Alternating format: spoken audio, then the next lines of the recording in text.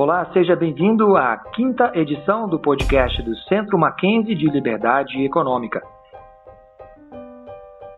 Eu sou o Gabriel de Arruda Castro e hoje converso com Ana Maria Camargo, que é mestre em Educação pela Universidade de Hull, na Inglaterra, e co-organizadora dos livros Educar a Libertar e Liberdade Decifrada. Ana Maria, obrigado pela participação aqui conosco e muito bem-vinda ao nosso podcast. Obrigada, Gabriel, pelo convite. Para mim é um prazer poder conversar com você e falar um pouco do cenário atual da educação no Brasil. Ana Maria, você costuma defender um approach, digamos, bem libertário ou liberal para a educação. Você não acredita que as soluções nesse campo virão do Estado.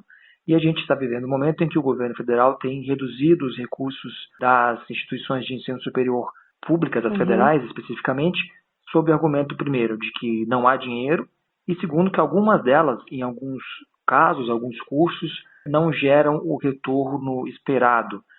Você acha que esse debate pode frutificar e trazer à tona, talvez, uma necessidade mais profunda de mudança nesse sistema de financiamento da educação? Eu tenho certeza disso, Gabriel. Não só por causa da nossa situação fiscal, que provocou a necessidade desses contingenciamentos, mas porque a gente vinha ao longo do tempo investindo, principalmente na educação superior, cada vez mais e produzindo em termos de qualidade e também não só do ensino, mas também do que se produz de pesquisa, a gente tem deixado muito a desejar. Então, eu acho que, de uma certa maneira, essa situação de falta de dinheiro, dessa necessidade de contingenciar, eu acho que o lado bom disso vai ser o de nos obrigar a aprender, a gerenciar melhor os recursos que a gente tem, a dar conta de produzir com o que a gente tem e nos obrigará a fazer escolhas, né? Eu acho que vai ser um processo duro, difícil, de ter que abrir mão de uma série de facilidades, mas, por outro lado, eu acho que vai ser uma oportunidade muito boa de se aprender a valorizar o que, de fato, nos traz como resultado. E quando eu falo nos traz resultado, eu não estou me referindo exclusivamente à pesquisa das hard science, não só daquelas que nos trazem recursos, que a gente pode vender patente, essas também,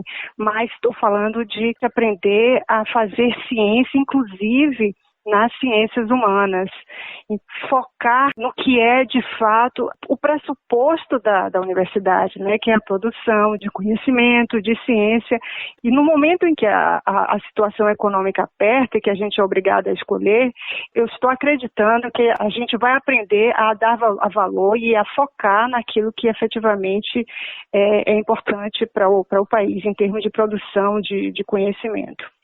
Sim, eu estou até com os dados aqui da OCDE. O Brasil, em termos de percentual do PIB, gasta mais ou menos igual, a mesma coisa que os países desenvolvidos. Gasta inclusive mais do que a Áustria, por exemplo, e outros países como Espanha e até mais do que o Japão em termos do PIB. E um outro dado interessante é que o Brasil gasta, em termos de percentual dos gastos do governo que vão para a educação, gasta muito acima da média, mais do que Israel, Reino Unido, Noruega, Canadá, por exemplo. Então, o que você acha que está acontecendo de errado para que esse empenho bastante elevado dos recursos públicos e não públicos na educação não resulte em números melhores, por exemplo, nos rankings de produção científica ou nos rankings de qualidade das universidades? Olha, eu não tenho, Gabriel, a menor dúvida que a razão disso é má gestão. E o Estado não é exatamente um exemplo de bom gestor, né? E você falou que nós gastamos mais ou menos, em relação ao PIB, mais ou menos o que países da OCDE gastam. E quando a gente fala isso, muitas vezes as pessoas falam, mas esses países têm um PIB per capita muito maior, e então se a gente for ver que por aluno, na verdade, não se gasta muito. né? Quando se compara com países da OCDE, o gasto por aluno no Brasil não é tão alto. Mas então a gente busca um dado aqui mais próximo de nós. O que nós gastamos por aluno aqui é muito semelhante ao que se gasta no Chile. E, no entanto, o Chile tem outra performance, não só no PISA, como nos rankings dele nacional também lá do Chile, eles têm um desempenho muito maior. Um dos fatores, segundo o que se tem de pesquisa atualmente, é a existência, já há alguns anos, de vouchers escolares, que permite que as escolas, inclusive as públicas, melhorem o seu desempenho, porque existe uma competição pelos alunos. Então, eu tenho certeza que o principal, quando eu falo tenho certeza, é porque há estudos sobre isso, inclusive um de 2017 do Banco Mundial, que aponta que a gestão brasileira da educação é de péssima qualidade. Sim. E aí tem um número que algumas pessoas apresentam que também chama a atenção, que é o gasto por aluno do ensino superior no Brasil é razoável, é comparável ao de países como Espanha e Irlanda, por exemplo, e maior do que o de países como a Eslovênia e a Coreia do Sul. E no ensino básico é que o Brasil está muito atrás, gasta muito aqui no fim da lista. Ou seja, o governo, conscientemente ou não, acabou fazendo uma opção por gastar muito mais dinheiro com os alunos do ensino superior, que tem um ensino totalmente gratuito, sem nenhum tipo de contrapartida, e se quiserem, por exemplo, podem cursar 5 cursos diferentes na universidade pública, sem nenhuma exigência de pagamento. E não aparecer em nenhum. Eles podem estar matriculados e nunca dar as caras, não acontece nada. Agora, assim, para eles serem jubilados é um processo longo. Enfim, continue, desculpe. Não, e aí isso, claro, que tem um impacto financeiro muito grande, porque é muito mais caro você manter um aluno do ensino superior do que manter um aluno com qualidade no ensino básico. Tem uma inversão de prioridades aí, né, Ana Maria? Com certeza. Na verdade, o que a gente observou nesses últimos meses, desde que começou o novo governo, pelo menos parece que houve uma percepção de que isso está errado, de que é preciso fazer com que se reverta essa tendência, se for para a participação do governo ser tanto quanto tem sido até hoje, que pelo menos os recursos sejam direcionados para a educação básica, porque o que tem acontecido, e uma das razões também para a péssima performance acadêmico-científica de produção de pesquisas na universidade, é o nível dos alunos que chegam à graduação, né? Se você pensa que 75% dos alunos que estão na graduação estão em escolas, em universidades, em faculdades privadas pouquíssimo seletivas. Então, tem muito dinheiro, muito mais dinheiro gasto em universidade pública, que são os que produzem pesquisa. Mas a maioria dos alunos que são formados, que terminam o ensino médio, tem péssima qualidade. Inclusive, há um dado do índice de alfabetismo brasileiro que apenas 22% dos alunos que estão no ensino superior são plenamente alfabetizados. Então, é um dado muito alarmante.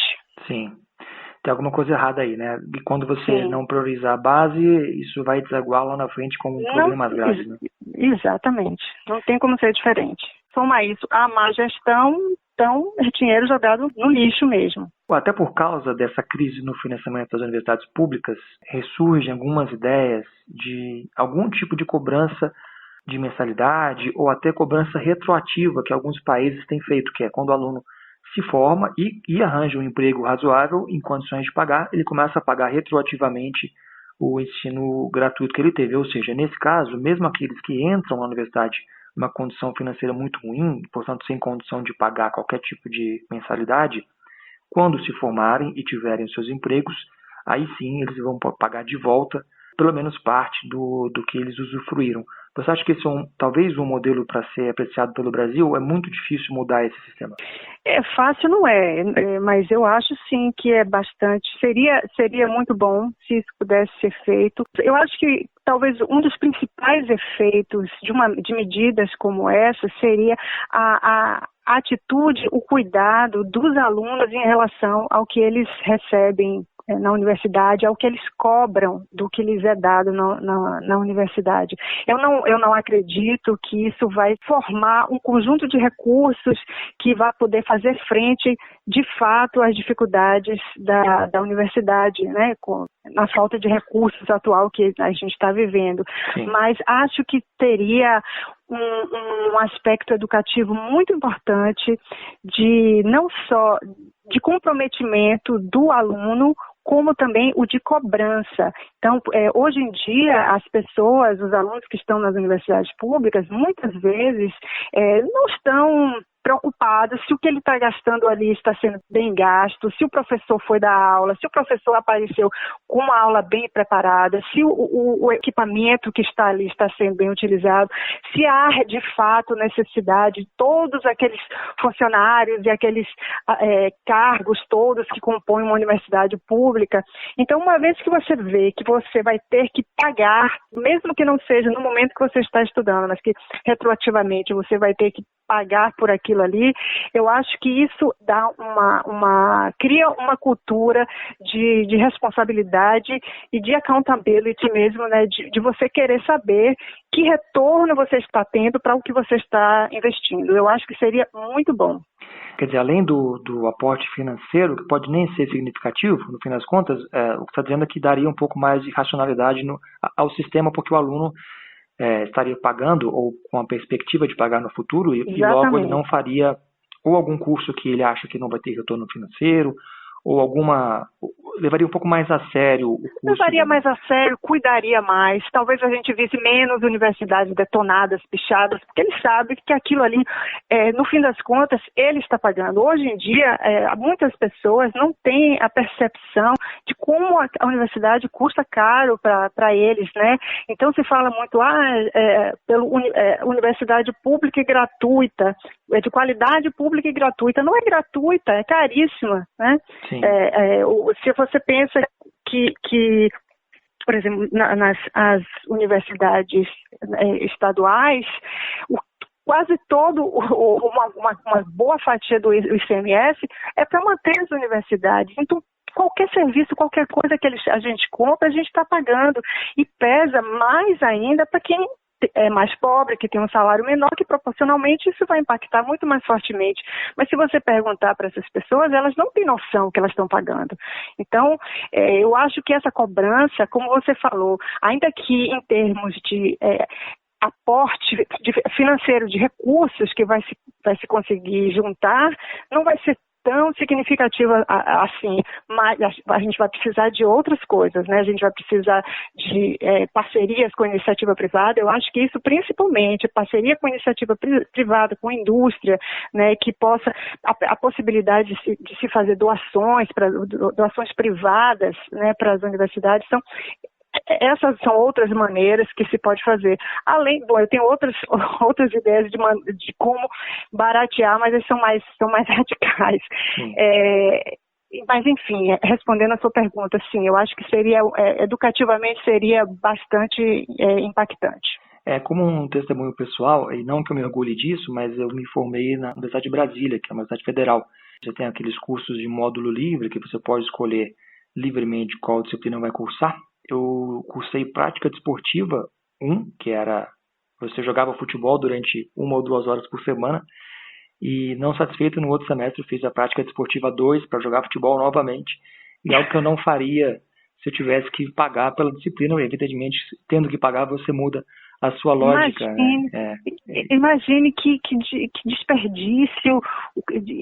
Isso, você, em um semestre, você pensa em vários vocês, vários Gabriéis, vários semestres ao longo dos anos, o que está indo para o lixo em termos de recursos. Eu já acho que, mas aí, como eu falei, é uma coisa mais radical, eu já acho que muitos cursos, muitas disciplinas teóricas não deveriam nem ser dadas nos campi. As disciplinas que fossem estritamente teóricas, que fossem realmente importantes, deveriam ser dadas online. Isso já iria baratear muito as universidades, mas eu entendo que isso não é uma ideia muito popular. Sim. O meu mestrado em educação foi com foco em e-learning, então eu tenho uma compreensão de como nós aproveitamos pouco o que temos de tecnologia para aprender e como isso baratearia o processo.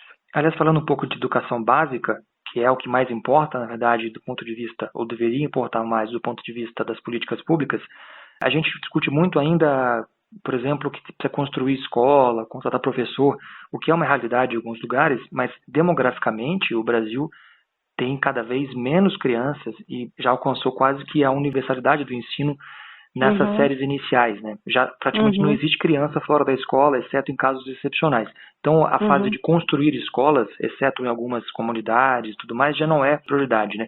E também, talvez, a contratação de professores de qualidade, que também é uma coisa importante, possa ser acompanhada de um ensino de qualidade pela internet. Quer dizer, a escola pode ter lá um computador ligado à internet, que hoje em dia não é uma coisa tão difícil de ter, e por meio dessa ferramenta as crianças terem acesso a um conteúdo de qualidade, que às vezes o próprio professor, por condições precárias da formação dele, não tem como oferecer, né? Você acha que nesses casos também a tecnologia pode ajudar? Com certeza, e inclusive há uma percepção errônea, na verdade, de que educação é sinônimo de escolarização, e o que foge disso não é considerado como educação, né? Então, não só a parte tecnológica é subutilizada e poderia-se, como você falou, às vezes a dificuldade de um professor que não é inteiramente capacitado para lidar com certos assuntos, né? A gente vê que muitas vezes o professor tem uma formação precária, a tecnologia, a internet poderia ajudar muito e poderia baratear muito também se houvesse a possibilidade, por exemplo, de professores juntarem grupos e darem aula fora de uma estrutura que se exige de escola, que toda escola tem que ter uma quadra, toda escola tem que ter uma biblioteca. Enfim, eu acho que criam-se muitos obstáculos que impedem, no fim das contas, que aquilo que é importante para aquelas famílias que têm os filhos que querem aprender a ler bem, a fazer contas, a aprender um raciocínio lógico, elas não conseguem ser atendidas porque a necessidade que o Estado impõe de regulamentação, de controle, é demais. Isso não só dificulta, como torna caro e inviabiliza inovação, inclusive, né? Que as pessoas não se sentem incentivadas a inovar pedagogicamente, a criar modelos diferentes para educar as pessoas, inclusive com o uso de tecnologia melhor e mais barato, porque elas pensam, não adianta eu fazer isso porque o Estado vai me proibir de oferecer, de vender esse serviço. E isso é muito desestimulante. Sim. E quais outras medidas práticas a gente pode pensar, embora talvez sejam medidas de difícil aplicação no Brasil, devido à legislação, mas o que a gente pode pensar no ensino básico como alternativas para as pessoas, especialmente as mais carentes, que têm dificuldade no acesso à educação de qualidade? Você mencionou brevemente os vouchers, por exemplo, né? Como é que funcionaria isso? Os vouchers são um vale escola. Então, ele recebe o valor, por exemplo, que seria gasto com ele que eu digo a família. A família tem 2 filhos, então, para cada filho que estuda numa escola pública, cada um tem um valor X, e esse valor, esses 2X, seriam entregues à família na forma de um cheque, e com esse cheque a família escolheria onde matricular o seu filho, ou ele abriria a mão do cheque e manteria os filhos na escola pública. Com essa possibilidade de você ter esses recursos, você acaba não apenas liberando a escola pública teria menos alunos, então salas menores, que os professores das escolas públicas teriam mais facilidade de trabalho e permitiria que essas pessoas mais pobres saíssem das escolas que fossem ruins e migrassem para as escolas privadas de melhor qualidade. Esse ano, o que está se discutindo é o Fundeb, que é o fundo que mantém a maioria das escolas, né, que ele chega em alguns estados e corresponde a quase 70% do que o estado gasta na manutenção das escolas. Só que esse Fundeb, que está para vencer até o ano que vem, ele está sendo rediscutido. O que a gente sugere, inclusive há um projeto posto por 2 deputados, é que pelo menos parte desse Fundeb ele possa ser usado em vouchers, nesses cheques escolares. Então, que as pessoas possam pegar parte desses recursos, que eles não sejam entregues apenas às escolas públicas, que seja entregue às famílias, que são as famílias que pagam impostos. Então, o dinheiro é do aluno, o dinheiro da educação é do aluno, não é da escola. Então, deve caber ao aluno, à família, escolher onde matricular esse aluno. E o voucher funcionaria assim, com o aporte de parte do Fundeb, permitir que esses alunos recebam os vouchers e escolham onde pode matricular os seus filhos. Claro, dentro do seu poder aquisitivo. Aquilo seria um cheque apenas para as pessoas que até uma certa linha de renda, e com esse cheque ele poderia escolher uma escola que ele quisesse matricular os filhos dele. E, por exemplo, supondo que a escola particular que ele quer escolher custe R$500 por mês, o voucher não precisaria ser de R$500 por mês, o voucher talvez seja de 200 ou 300, sei lá. Mas aí ele tendo condições pode complementar essa renda, né? Então ele tem uma margem pode complementar, de escolha, né? Exatamente. Ou em alguns lugares o que se pode fazer também é propor trocas. Então, às vezes, você é uma família mais pobre, mas a mãe pode prestar um serviço para a escola. A mãe pode ajudar de alguma forma na escola, ou a mãe ou o pai, e isso ajuda a diminuir um pouco, consegue uma bolsa, às vezes uma fundação filantrópica pode ajudar a complementar esses vouchers para uma determinada escola. Então, isso ajudaria aquela pessoa, ela tem um voucher, ela consegue mais um pouquinho, enfim. Da mesma maneira como ela não consegue comprar, uma pessoa de classe mais baixa não consegue comprar os alimentos nas lojas mais caras, ele também não vai comprar educação na loja mais cara, mas ele vai poder melhorar o que ele tem disponível para ele. De qualquer maneira, a possibilidade de ele escolher já faz com que a escola pública melhore se quiser manter esse aluno. Isso é o que se observa no Chile, onde existem vouchers, é o que se observa em todos os lugares onde existem vouchers. As escolas públicas acabam melhorando, porque não é do interesse delas perder aquele aluno. Sim, é uma competição que se incentiva naturalmente com essa opção do pai escolher, né? Exatamente. Muito bem. Então, Ana Maria, você está dizendo que educação não é mercadoria? Ou é mercadoria? Educação é um serviço, não é um direito, é um serviço que as pessoas compram de interesse público, porque tem externalidades positivas, sim, e o fato de ter externalidades positivas é ainda mais importante para que o Estado interfira menos, porque o que se produz, o produto das escolas privadas, da educação privada, é academicamente melhor, é mais satisfatório para os pais, é mais satisfatório para os alunos e custa mais barato. Então, para o contribuinte, inclusive, é mais vantajoso manter alunos numa escola privada, eu estou falando de escola privada, no valor correspondente ao que ele gastaria, teoricamente, numa escola pública ou um pouco mais. É mais barato do que manter esse aluno numa escola pública. Então, esse serviço, no fim das contas, acaba sendo melhor para o contribuinte que o aluno esteja numa escola bem gerenciada, em que os recursos sejam cuidados, do que numa escola pública em que ninguém é dono de nada e as pessoas não se responsabilizam pelos resultados nem acadêmicos, nem os resultados financeiros. Na verdade, é o contrário, né? Quanto pior uma escola cuida dos seus recursos, mais ela se sente no direito de pedir mais recursos. É uma escola que não está conseguindo entregar, então precisa de mais recursos. É o contrário. E não deveria ser.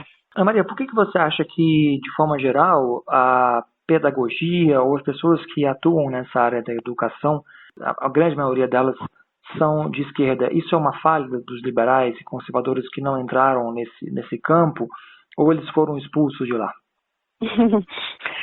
Se foram expulsos, foi há muito tempo, viu, Gabriel? Foi há muito tempo. Eu acho que a pedagogia do oprimido já existe há pelo menos, quase 50 anos. Então, há muito tempo que a pedagogia está tomada por ideologia de esquerda, por a maneira de alfabetizar, né, o letramento, que é a literacia crítica, tudo segue uma ideologia de esquerda. Se você for olhar os currículos dos cursos de licenciatura em pedagogia, são ricos em teorias bastante, em autores bastante esquerdistas. Não há nos currículos de licenciatura em pedagogia, e mesmo nas outras licenciaturas, dificilmente você vai achar autores liberais e conservadores. Então, eu acho que isso é uma falha mesmo dos liberais e conservadores, que estão demorando muito de tomar o espaço, e eu acho que esse é um momento bastante oportuno para que isso comece a acontecer, porque assim, eu acho que há uma crescente percepção das pessoas dessa situação de formação, eu não vou dizer de esquerda, é uma formação de viés coletivista, né, na formação docente. Eu acho que as pessoas estão se dando conta disso, mas, e como eu falei, a falta de recursos, né, esse contingenciamento, inclusive foram contingenciados recursos até para a educação básica, então está faltando realmente recursos. Então, é um momento que a gente precisa pensar em produtividade. Há uma busca, eu acho, por maneiras diferentes de gerenciar a educação, porque foi visto que o Estado falhou, a nossa educação está um caos, apesar de, como você falou, assim, o aumento de escolaridade, de acesso à escola, isso foi bastante significativo, é preciso que se reconheça, a grande maioria das crianças está na escola, mas o que está sendo servido para elas nessas escolas é, de modo geral, um lixo, né? Então, eu acho que há uma crescente percepção disso no lado dos liberais, dos conservadores. Eu acho que está começando a surgir um novo interesse em se investir em educação, em aprimoramento, em dar uma alternativa. Eu não falo em calar a voz desses que têm um viés coletivista de jeito nenhum. O que eu falo é que a gente precisa, nós que somos liberais ou conservadores, a gente precisa apresentar alternativas para quem é da educação. Ana Maria, como é que as pessoas podem te encontrar? A rede social que eu mais uso é o Facebook, eu sou Ana Maria Camargo. Tudo junto? Ana Maria tudo junto, Camargo. Eu não tenho Instagram, o Facebook eu acho que já toma muito do meu tempo. Eu acho que o Facebook é o lugar que é mais fácil de me achar, meus posts normalmente são públicos. E, enfim, espero que a gente consiga, a gente, os liberais, os conservadores, a gente consiga ocupar espaços que a gente vá um pouco além de discutir ideias e de informar, que a gente, na área de educação, comece a atuar de maneira mais concreta. Ana Maria, obrigado pela sua participação conosco no podcast, e a gente conversa em breve no futuro próximo. Gabriel, eu que agradeço a oportunidade, espero que haja próximas vezes e estou à disposição. Obrigado. Você que acompanha o nosso podcast sempre pode nos encontrar no YouTube e no Spotify. E você também pode ficar por dentro do que acontece aqui no Centro Mackenzie de Liberdade Econômica pelo endereço www.mackenzie.br/liberdade-econômica e, além disso, nas nossas redes sociais: Facebook, Twitter, Instagram, LinkedIn e do YouTube. Até breve.